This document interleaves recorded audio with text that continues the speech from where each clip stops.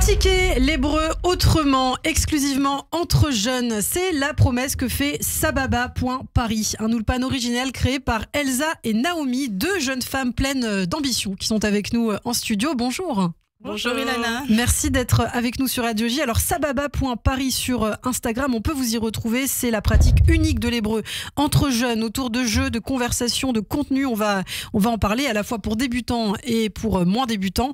Alors est-ce que vous pouvez d'abord peut-être vous présenter, nous expliquer pourquoi vous avez lancé cette initiative ? Salut Ilana, merci de nous accueillir aujourd'hui. Donc moi je suis Naomi, je suis freelance data analyst et aussi cofondatrice de Sababa Paris avec Elsa. D'accord. Et donc, merci aussi de nous accueillir sur Radio J, c'est un honneur vraiment. Donc, Elsa, j'ai 28 ans, j'ai un parcours d'une grande école de commerce et là, je me suis reconvertie dans l'enseignement des langues. D'accord, et donc c'est vous qui parlez hébreu, c'est vous qui donnez les cours? Alors, toutes les deux, on parle hébreu, mais c'est moi qui donne les cours en hébreu, oui. Alors, vous trouviez qu'il y avait peut-être un manque pour les jeunes dans l'apprentissage aussi de la langue. Quelle différence entre vous et les autres ulpanim? Exactement, donc on voulait apporter une approche différente de la pratique de l'hébreu pour les jeunes et on voulait vraiment se baser sur la pratique orale, sur la discussion. Donc on propose des sessions régulières le dimanche pour débutants et pour intermédiaires. Et le but, ça va vraiment être de parler, de converser ensemble entre jeunes et aussi des événements culturels tels que des sorties, des concerts, des cinémas israéliens pour écouter de l'hébreu et pour pratiquer comme ça l'hébreu. Effectivement, de la conversion encadrée par un Israélien avec un nouveau thème chaque semaine et vous parlez même d'actualité. Vous avez des débats autour de l'actualité mais en hébreu.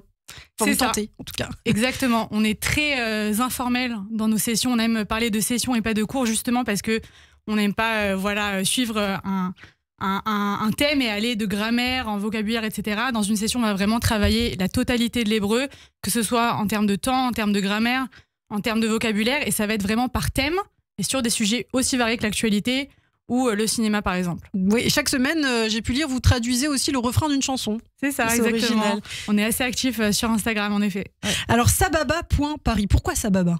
Alors, Sababa, ça veut dire cool en hébreu. C'est un terme qui est super utilisé en Israël pour dire oui, ok, très bien.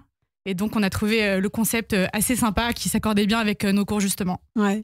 Alors, une heure d'apprentissage avec vous. J'ai vu qu'il y avait 10 minutes d'icebreaker en hébreu. Alors, c'est quoi l'icebreaker? Alors, le principe de l'icebreaker, c'est vraiment les personnes, quand elles arrivent à nos cours, elles ne se connaissent pas forcément. C'est des jeunes qui ont entre 18 et 35 ans. Et le but, ça va être qu'elles se sentent à l'aise, qu'on va créer une ambiance où les personnes puissent se sentir en confiance. Et donc, on va faire un icebreaker où ça va être des présentations, des jeux, des activités pour que tout le monde puisse être bien et à notre cours.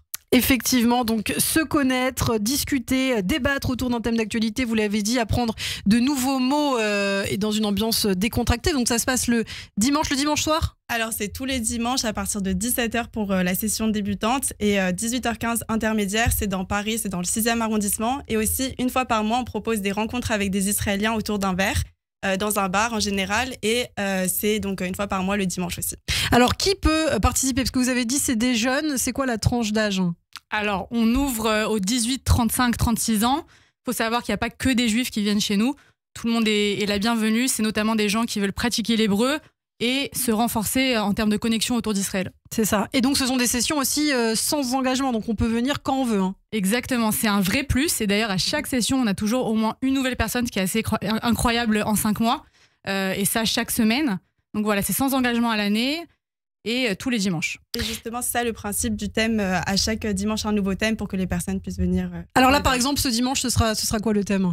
On l'a pas encore choisi, c'est une très bonne question. Mais le dimanche dernier, par exemple, on a fait sur les super-héros. Donc on a fait un thème de super-héros avec une chanson et au final on a constaté que les super-héros c'était pas que Superman mais c'était aussi les chiens pour aveugles par exemple et on a fait tout un tas d'activités autour de ça. Alors Sababa.Paris et il y a aussi quelque chose qui est formidable, c'est que pour ceux qui ne sont pas à Paris, vous proposez des sessions en Zoom. Exactement, notamment pour les intermédiaires. On va ouvrir un petit peu plus nos offres au fur et à mesure du temps.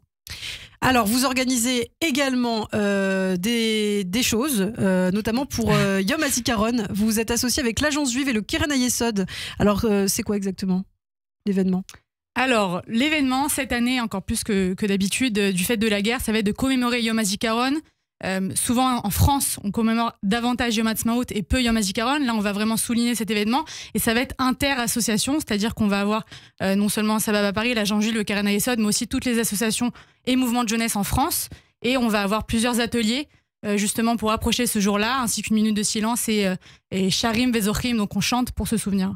Yom Hazikaron, effectivement, ce dimanche 12 mai, on peut se renseigner effectivement en se rendant sur votre compte Instagram. Et puis vous avez proposé aussi des places pour le concert d'Ishai Ribo, très rapidement. Exactement, donc moi je suis allée en Israël récemment et je suis allée voir Ishai Ribo, je ne le connaissais pas spécialement et je l'ai adoré et on s'est dit que il vient à Paris en juin et on s'est dit que ce serait incroyable de proposer Ishai Ribo.